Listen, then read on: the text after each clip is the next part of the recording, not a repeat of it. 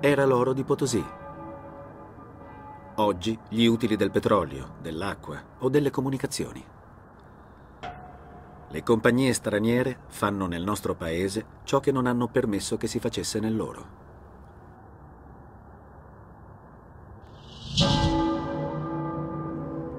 En términos de incumplimiento de las obras de inversión, se les perdonaba.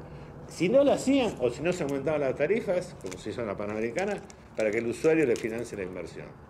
No se les exigió capital propio. A mayor riesgo, mayor ganancia. En la Argentina, a nulo riesgo empresario, ganancias descomunales. Duplicó o triplicó en dólares la tarifa. Apenas 26, o sea, el 13% de ese total, se llevaron casi el 60% de estas utilidades. Telecom en la Argentina, una utilidad media en todo el periodo del 15%, Telefónica del 16%. Las 10 operadoras internacionales más importantes del mundo, entre las cuales están Telefónica y Telecom, rentabilidad promedio 5,4. Estas mismas empresas, que acá son tan rentables, son públicas en sus países de origen. Le imprese argentine si vendono senza debiti. Lo Stato si fa carico di 150.000 licenziamenti imposti dai concessionari. I principali investimenti vengono dalla Spagna e dalla Francia. La Entel si vende per un quinto del suo valore a Telefonica e Telecom, che la indebitano di 6 miliardi di dollari. La compagnia aerea Aerolíneas Argentinas dava profitti e possedeva 37 aerei. Vengono ipotecati dall'Iberia per acquistarla. Non ne rimane neanche uno. L'impresa produttrice di acqua viene comprata da un consorzio europeo capitanato dalle compagnie Suez e Vivendi. La indebitano di una quota 8 volte superiore al suo capitale e ottengono guadagni eccezionali senza realizzare le opere necessarie. 800.000 persone rimangono senza acqua e 1 milione senza fognature.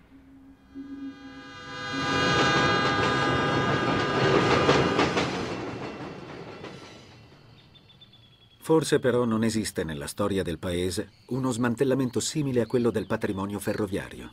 È il colpo più duro inflitto alle economie regionali. Migliaia di famiglie sono costrette ad emigrare. Di 36.000 chilometri di linee ferroviarie ne restano 8.000. Di 95.000 posti di lavoro ne rimangono 15.000. Dopo un decennio, lo Stato si trova a pagare più sussidi di disoccupazione di prima e deve alla Banca Mondiale 700 milioni di dollari, prestati per pagare i licenziamenti, più altri 700 di interessi per aver soppresso 80.000 posti di lavoro.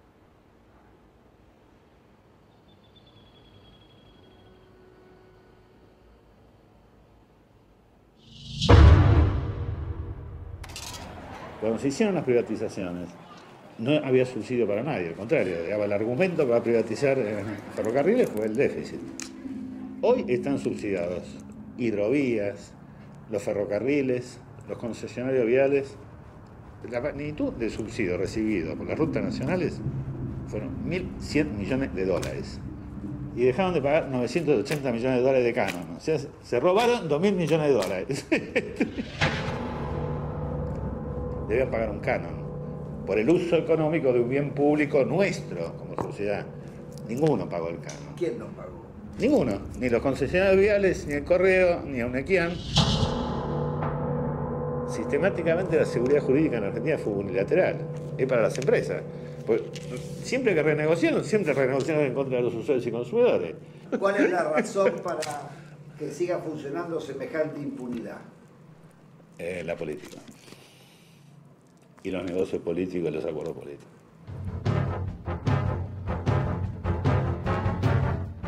Le privatizzazioni si fanno nell'interesse delle conglomerate.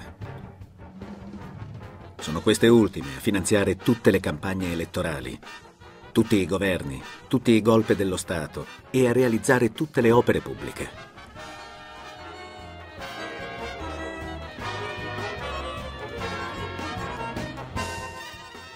Nessun altro settore come quello delle società gode di tanti privilegi. Ottengono mercati protetti, sussidi milionari, vantaggi fiscali, sovrapprezzi, condoni di multe e inadempimenti, proroghe di concessioni e trasformazione in pesos dei debiti in dollari. Hanno il primato nell'inadempimento di obblighi nei confronti dello Stato, nel defraudarlo e fargli causa. Parliamo di Socma e Sideco, della Macri, Bridas, della Bulgheroni, Loma Negra, della Fortabat, Pecom, della Perez Companc, Tecint, della Rocca, poi Benito Roggio, Pescarmona e altre.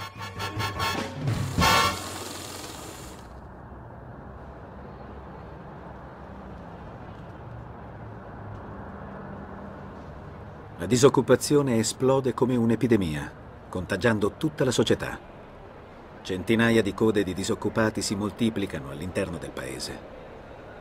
Il tasso di disoccupazione passa dall'11% al 20% e aumenta anche il sottoimpiego. ¿Cuál es la situación de los trabajadores? Han perdido buena parte de su salario, han perdido protección social, han perdido casi todo el derecho al despido, han perdido casi la protección contra los accidentes y las enfermedades. Más de la mitad de los trabajadores están en negro teniendo en cuenta estas condiciones. Se ha llegado prácticamente a la desprotección más absoluta propia de los países más atrasados de la Tierra.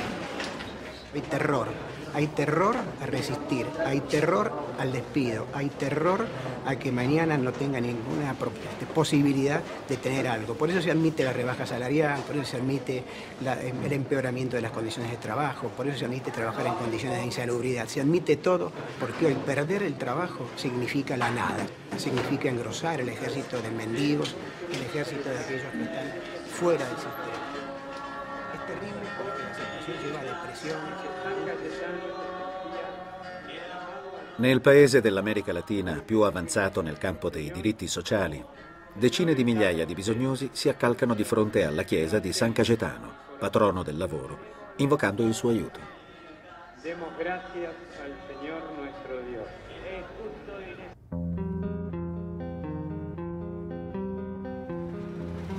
Argentina es un caso único en el mundo y en América Latina. No se conoce un país que haya entregado su gas y su petróleo sin haber perdido una guerra. Hay que pensar que fue una verdadera traición al país de una clase dirigente. México, Brasil y Venezuela no privatizaron en absoluto su petróleo. Félix, ¿por qué fue una salvajada la venta de YPF? Fue una salvajada por el papel que tenía YPF dentro del país y en el concierto de las petroleras del mundo. Uno tiene que recordar que cuando Mosconi constituyó la primera empresa estatal del mundo, YPF, se tomó el concepto de que el petróleo es un bien estratégico y la venta de los combustibles un servicio público de interés nacional.